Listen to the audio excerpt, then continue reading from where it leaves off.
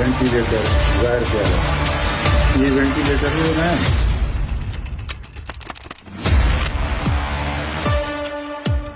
हिमल ताईं ॾियणी का शइ न आहे को डॉक्टर न आहे।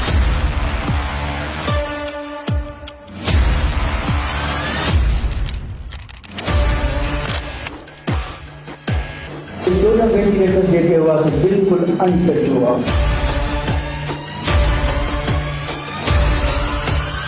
ही वेंटिलेटर हिननि परचेज कया DHP जी बजट मां हिन वरिता विया। चोर दरवाज़े खां आया आहिनि। हीअ असां साबित कंदासीं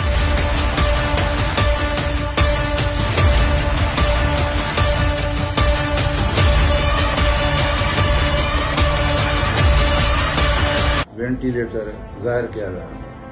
ये वेंटिलेटर उहे न आहिनि जेके DHP ओल्ड सिविल हॉस्पिटल मां जेके खणी हुते पहुचाया विया उहे बिल्कुलु नवां हुया। उहे न आहिनि। ही वेंटिलेटर हिननि परचेज कया DHP जी बजट मां हिन वरिता विया। DHP जी बजट मां हिन वठी जॾहिं हिन खे ॻीची में रसो पियो आहे हिन वठी जेको सो उते पेश कया ऐं चोर दरवाज़े खां आया आहिनि। ही असां साबित कंदासीं त उहे वेंटिलेटर ही न आहिनि। इन्हनि जी मां दावा सां चवां थो त ही कूड़ ते मबनी आहे, धोखे ऐं ठगी ते मबनी आहे। हे दादू जो दुश्मन आहे अमजद मस्तई। हिन जेको सो दादू जे माण्हुनि खे सहूलियतूं ॾियण जे बजाए सहूलियतूं खसणु शुरू कयूं। ही किन आकाउंट जे चवण ते हले थो।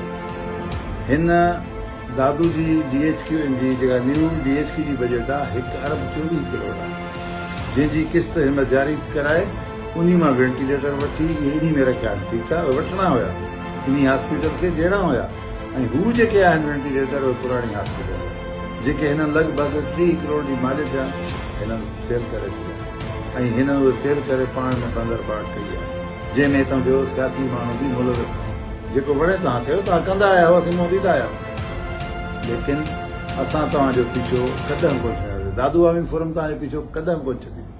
दादू अवामी फोरम जे दोस्तनि हिकु वचन कयो आहे, वाइदो कयो आहे, अहद कयो आहे, सिर कटिजी सघे थो, तव्हां ज़ालमनि जे अॻियां झुकी नथो सघे ऐं तव्हांजी हर शइ खे वाउखो कबो ऐं तव्हां हिकु ईमानदार कर्नल रिटायर टालपुर साहब खे प्रेशराइज़ करे उन्ही खे तमामु दबाव में आणे उन्ही खे जेको सो रिज़ाइन कराए हितां ॿाहिरि कढी ऐं तव्हां वरी पंहिंजा जेको सो घर जा भाती हिते रखो पिया। मुझे नालो आहे कर्नल रिटायर कर्नल डॉक्टर सत्य अली टालपुर। ऐं हिन साल 2024 में जनवरी जी 11 तारीख़ खां अॼु दादू में आयुसि एज़ हॉस्पिटल मैनेजमेंट एडमिनिस्ट्रेटर जे तौर ते। अञा ताईं आउं उन पोस्ट ते कमु करे पियो। DG हेल्थ जे तरफ़ां कुझु वेंटिलेटर्स आया हुआ जेके तइदाद में 14 आहिनि, 7 वॾनि माण्हुनि जा ऐं 7 पीडियाट्रिक ॿारनि जे लाइ। हाणे इहे 14 वेंटिलेटर्स जेके हुआ से बिल्कुलु अनटच हुआ, उनखे खोलियो कोन हुयो, बिल्कुलु नवां वेंटिलेटर्स। त अचानक उहे लोड पे थिया, उते काफ़ी माण्हू बीठा हुआ, 15-20 माण्हू जी मौजूदगी में हिकु लोडर आयो, गाॾी आई, हुन गाॾी में लोड पे था। त मूं मालूम कयो ऐं ॿिया बि माण्हू बीठा हुआ त हीउ छा मसइलो आहे। त असांखे ॿुधायो वियो त हीउ ठटे जी अस्पताल जेका लफ़्ज़ जे मिली आहे उनजी रिकग्नाइज़ थियणी आहे BMDC खां, त उते ई शो करणा आहिनि। हाणे इहो कमु ग़लति या सही पई जाए, पर मुंहिंजो चलो ठीकु आहे, शो करियो वापसि अचो। हाणे उहे विया अस्पताल में। मूंखे त हितां खां ख़बर पई त ठटे बि कोन ॻाल्हि, ठटे वारनि जे लाइ ॻाल्हि करणी अलॻि ख़रीद कया, पर उहा बि उन खां पोइ महीने ॾेढ जे अंदरि उहो मसइलो हल थी वियो, रिकग्नाइज़ थी वियो। उसूली तौर ते उहे वापसि अचणु खपनि।